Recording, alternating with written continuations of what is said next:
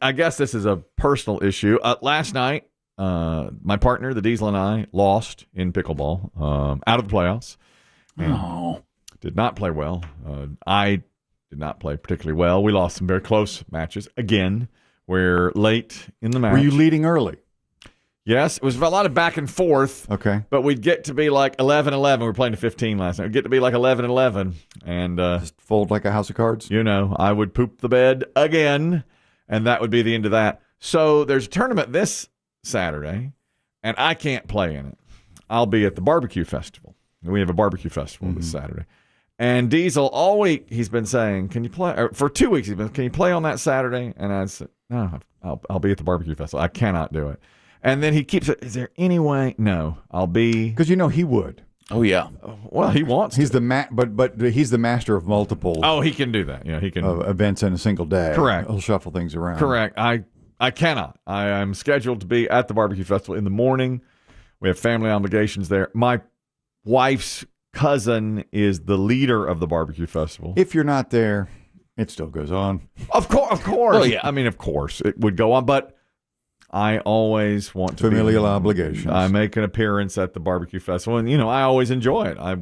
Okay, it's me. Okay, yeah. Calm down. I'm here. I'll sign everything. Okay. In fact, I stand between the stage and the television van.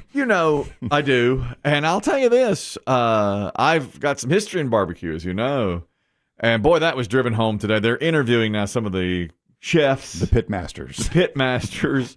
Who will be cooking for 24 hours straight to make the barbecue. Here's what we go through for our art. You have to build a hot fire. You have to shovel your coals underneath the meat.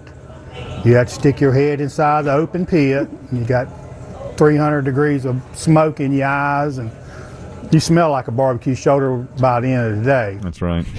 I can confirm. Yeah, you live that life. I live that life. This single tier? Oh, yes. This head has been in so many 300-degree barbecue pits you wouldn't even imagine. Get in there further. I can't.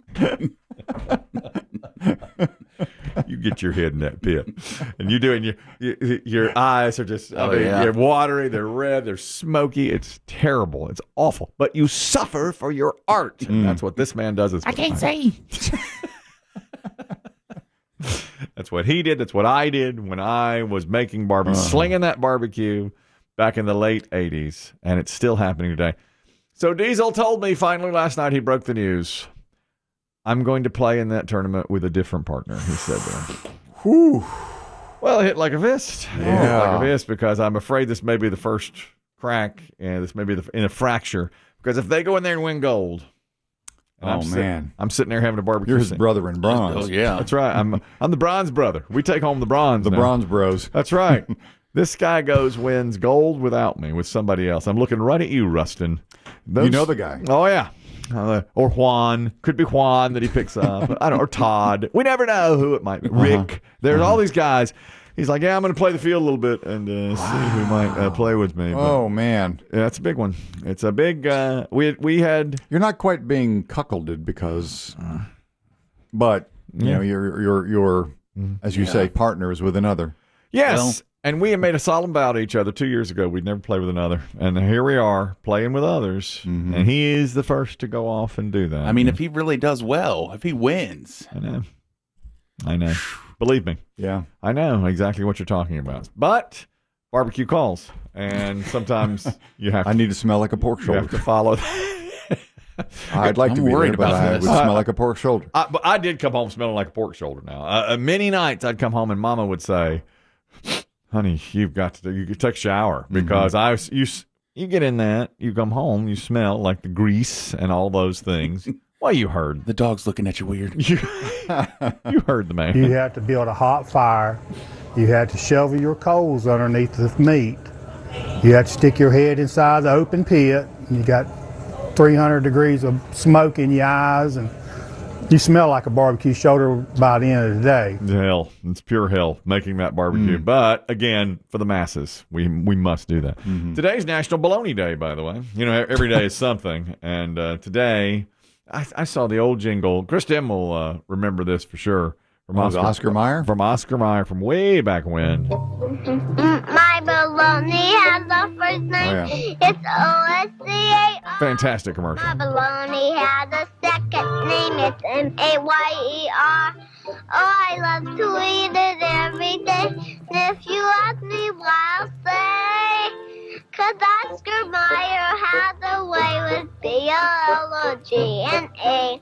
Oscar Mayer, the first name in Bologna. Oh. At the end he said, "How's that?" Oh, he did. That's right. Got that off. At the end, he does. He says the little kid. The kid turns to the director that has that. That's right. It's like they just caught him doing it, whatever, and then I think he was fishing. kept it on. Can't remember what he was holding in he had his a little hands. bobber in the water. Yeah. He did. That's exactly right. Little kid. I cannot tell you how much bologna the Demms ate. I feel like bologna is not consumed like it used to be. You know, we ate it tons coming up. You think so? I think it's almost consumed like maybe not as much, but it's like almost like a higher end.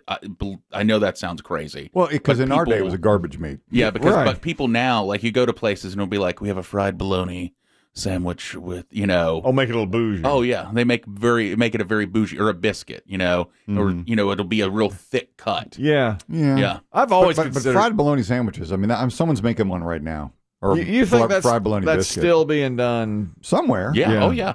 Yeah. I mean, there's places with fried bologna biscuits, but I think of it as sometimes a place will try to make it bougie. But I'm talking about at home, as Chris Demm said, it was garbage meat. Yeah. And we used to eat it all the time. All the time. All the time. But I don't think, like, we don't have it in our house. It's, but we did growing up. Yeah. It I was. think the last time I ate it, I was single. Yeah. We had bologna and Swiss. That was my sandwich. Yeah. Bologna and Swiss on toast. Delightful. Well, it's good. I mean, it is good. It fills you. I mean, it's garbage meat, but it's good.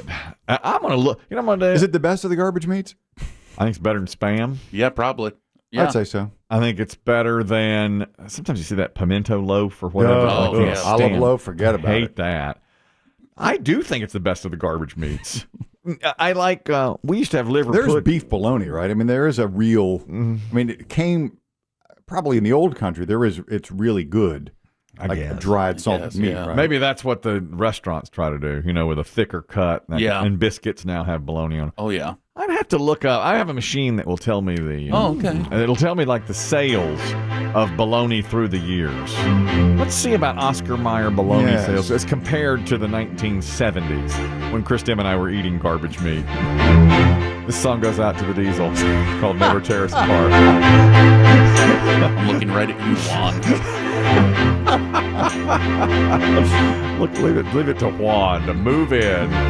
The Diesel. One day you're out. One day. I miss one day for barbecue, a true passion. And look what happens.